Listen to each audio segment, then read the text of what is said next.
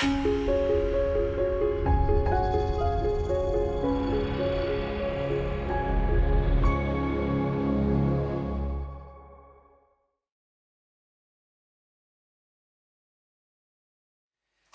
In this presentation, we will talk about identification of extractables and leachables. So analytical chemistry, I'm afraid. But I will keep it as conceptual as possible. And in previous presentations, we have seen some result tables. And in these result tables, there were chemical names. And it seems so obvious there are chemical names in these result tables, but how do we get to these chemical identifications? It's not so obvious, I'm afraid.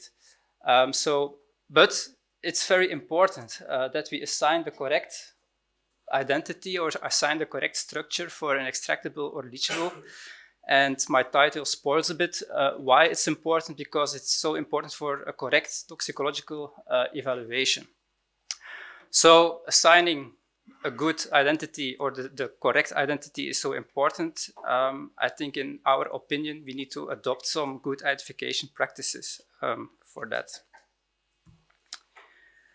I don't know who knows what this is of a device.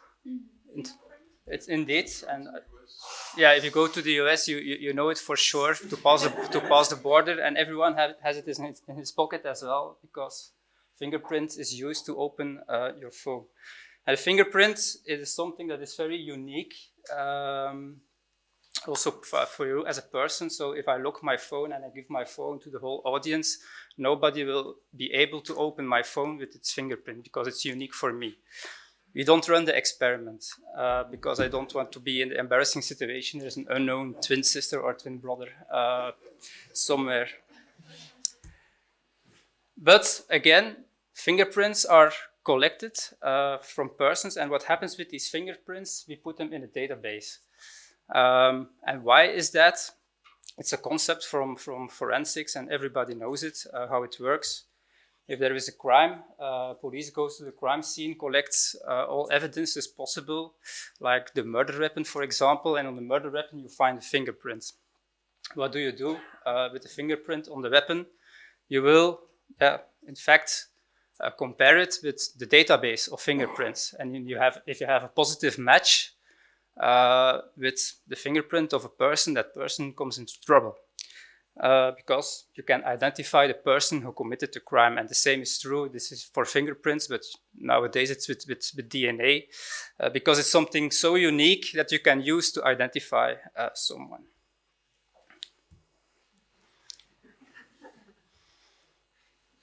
Now, we go to the analytical lab. And you know that we use different analytical techniques to screen for our extractables and leachables. And basically, we have two questions. What is in my extract or what is in my drug product, and how much is in there? So we talk about identification and quantification. This presentation will focus on the identification part. And identification means that we assign a unique chemical or a chemical name, and a chemical is in fact uniquely described by a structure, and there is also a CAS number. CAS number is a unique registration number for a chemical. For the coffee lovers, the chemical on the slide is caffeine, indeed.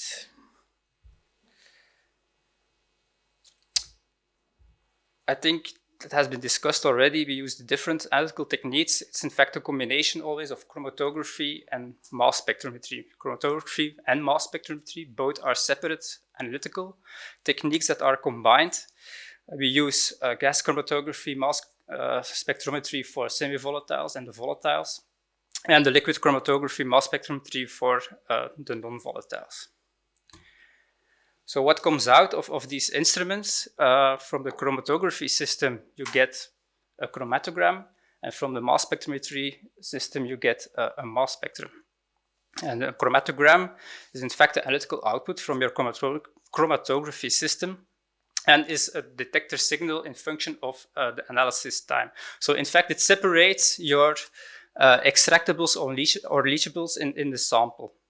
where the retention time is already a discriminator, in fact, you can use for identification, and the peak area is, in fact, a measure for the quantity. And then for a given peak, so all the peaks above the AET, we know that, needs to be evaluated. And behind such a peak, the mass spectrometer records a mass spectrum. And the mass spectrum, here we have a quite unique fingerprint of the compound. So, because a mass spectrum is quite a unique fingerprint for a compound, it's a very powerful tool for identification. I used to work in a lab, and we had some chromatography experts and some mass spectrometry experts, and we were always kidding with each other that the chromatography experts, they said, yeah, the mass spectrometer, that's our detector. And mass spectrometry people, they always laughed back and said, the chromatography, that's just the inlet for our mass spectrometer. Always nice to have these discussions.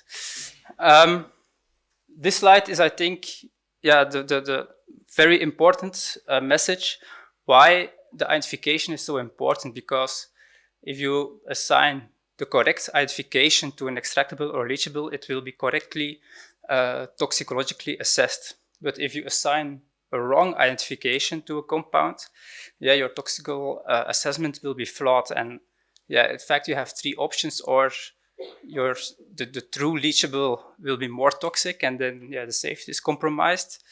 But maybe the true leachable is less toxic, and maybe in the worst case you disqualify your packaging or manufacturing item. It's also not so good. Or the third option is that it can pass without much troubles.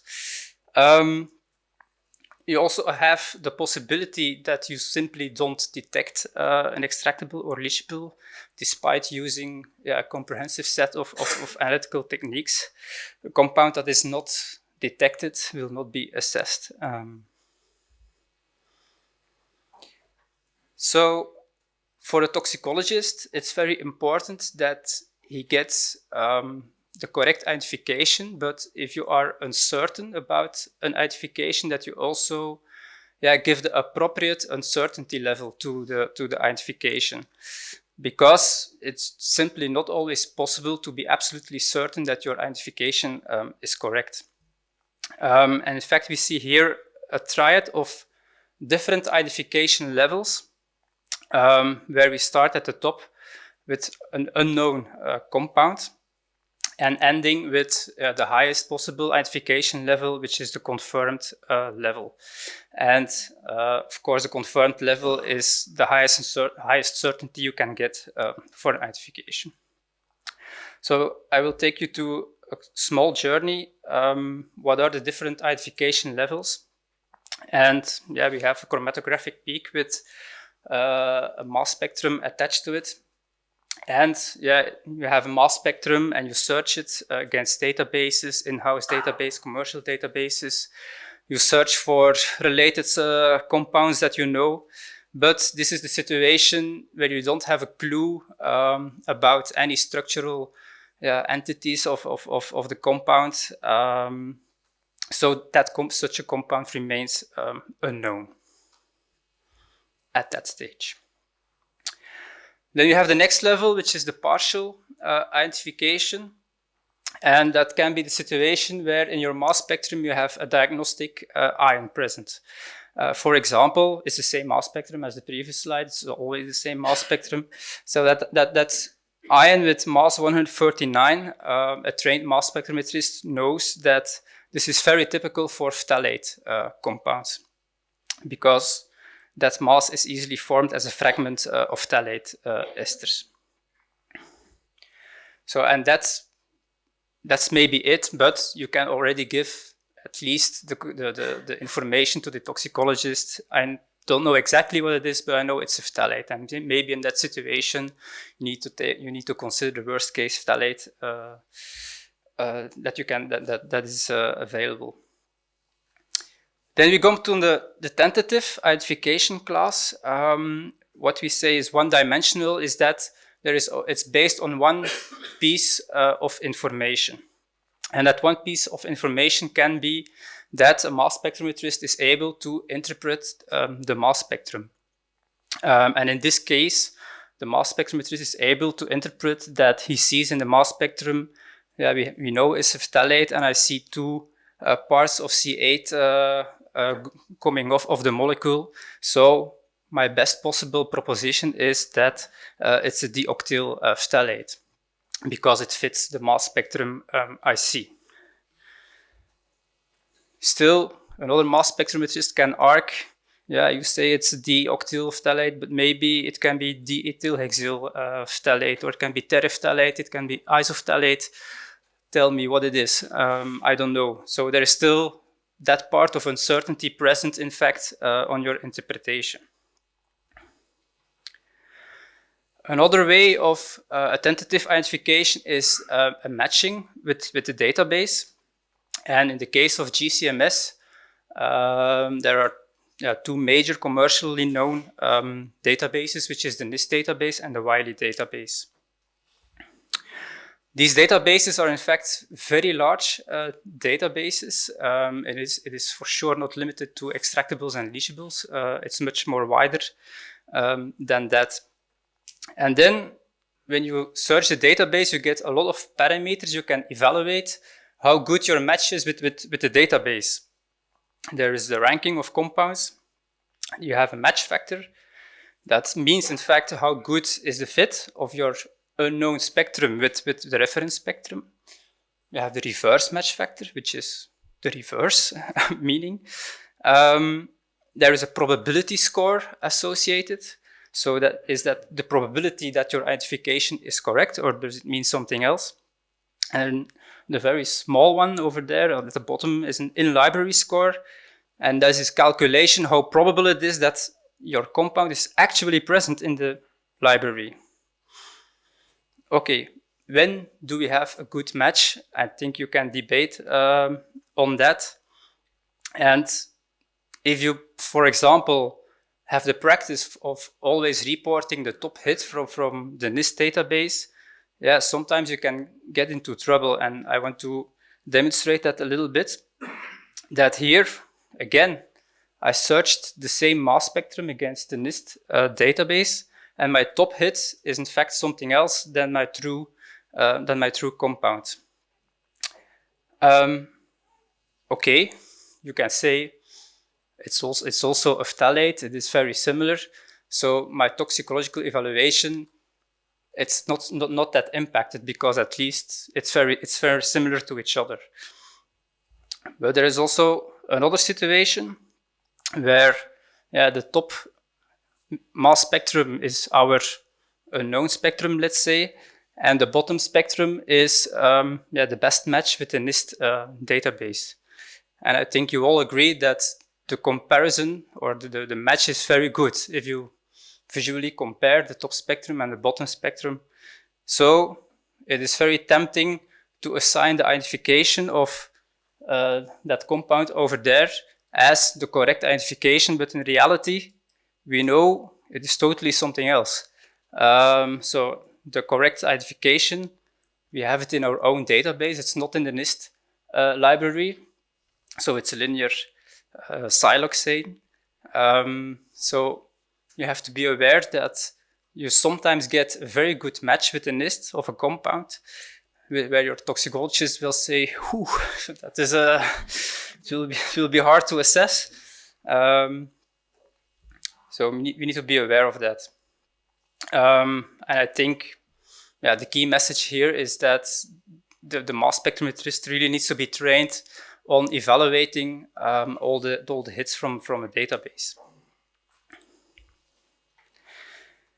So further upgrading the identification level, two-dimensional means that we add an independent source of information to support the identification, let's say.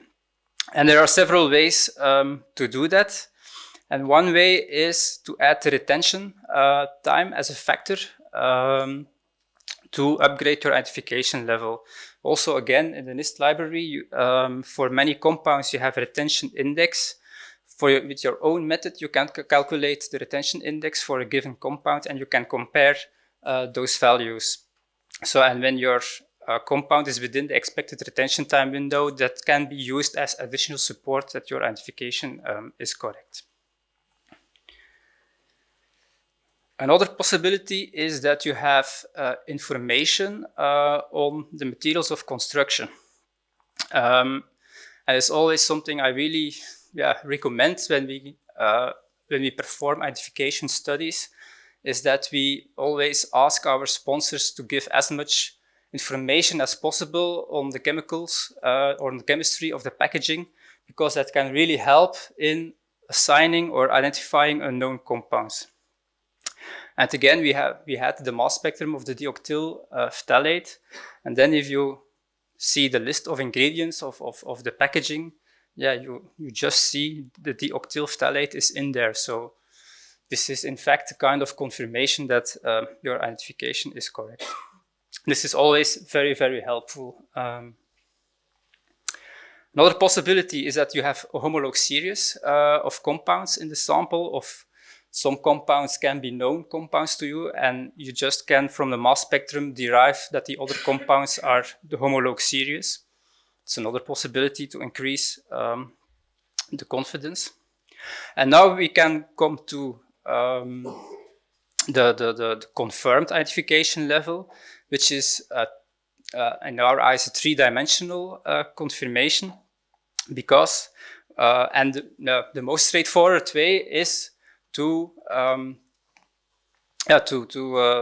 make a database of known compounds. So purchase the standard, analyze it with your own screening method. So you capture the retention time and the mass spectrum, and you put that in a database. And why it's this three-dimensional? Well, you have one hand the retention time, and second you have the mass spectrum, but also the certificate of analysis is in fact a confirmation of the identity of your standard, which is maybe analyzed or confirmed by NMR that the chemical structure is true.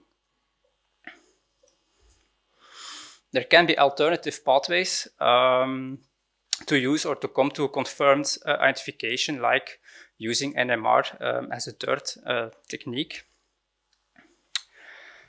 We have seen a lot of examples from GCMS. What do we do with LCMS? In fact, same principles are applied. But in fact, the identification flow of LCMS is a little bit different compared to GCMS.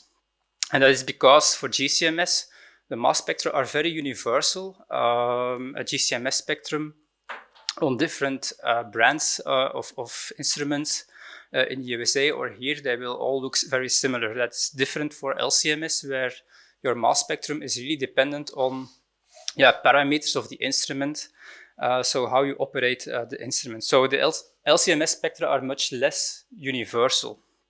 Also means that there are simply less commercial libraries available for LCMS libraries. They are evolving, and what you see is that for one compound in a library, you see 20 or 30 reference spectra that are acquired on different types of mass spectrometers and at different ionization energies, just to make sure that there is one matching parameter that you use as well. For the screening already, we use high-resolution accurate mass instrumentation, because it also adds an extra dimension for the identification. I will come back to that a little bit later. And also, nowadays, the modern instruments, they are capable of acquiring MSMS data, but I will also come back to MSMS data a little bit later. So, how does it work, in fact? An in-house LCMS database. So if you analyze an extract or a drug product for leachables, you will probably end up with a lot of unknowns because of the lack of commercial databases. And of course, you can start manual identification, interpreting the mass spectra, but it can be really a lot of work. So if you have a large in-house LCMS database, you can usually identify already a lot of compounds without too much effort. So it's really fast and effective. Now coming to my playground, which is real identification studies and structural elucidation of unknowns using high-end mass spectrometry. So again, and it's hard to avoid sometimes that you have unknowns in your extract or drug product, and when they are above the AET in the screening, likely they need to be further identified to allow a proper toxicological assessment. So the structure is then really required. Maybe it's also because there is a low margin of safety for a tentative identification, and you want to upgrade the identification level so that you can you can have more certainty on identification. So in fact, it's all about increasing the identification level, or there is a need to increase the identification level. Yeah, the instruments, those who followed the tour yesterday, you have seen them. So for identification, we have an orbit trap mass spectrometer. You don't need to remember it's an orbit trap, but these are mass spectrometers that are able to achieve very high resolutions, very good mass accuracy. You have ion cyclotron resonance mass spectrometers. You can even achieve higher resolutions, but these mass spectrometers are so expensive. Also, the operational cost is so expensive. And in fact, it's not needed to go this how these have very niche applications. On the gas chromatography side, it's a QTOF, also can attain high enough resolution, but Orbitrap can be used in combination with GC as well. So what is now, you always see high resolution, accurate mass. What does it mean? And I can demonstrate that with quite a simple example. You know that atoms, they have a specific mass, and you have the nominal mass, which is just an integer value. But in fact, all these atoms have a very exact mass with a lot of decimal digits.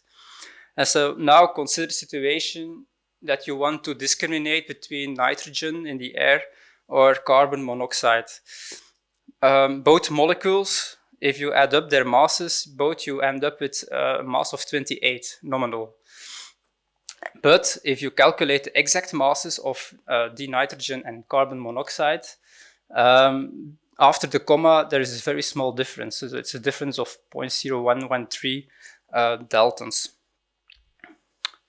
So that means that, in fact, for a mass spectrometer, you require a high enough resolution to be able to separate those two molecules. You need at least a resolution of 10,000, which you do not achieve with low resolution mass spectrometers, but you need high resolution to be able to separate carbon monoxide and nitrogen.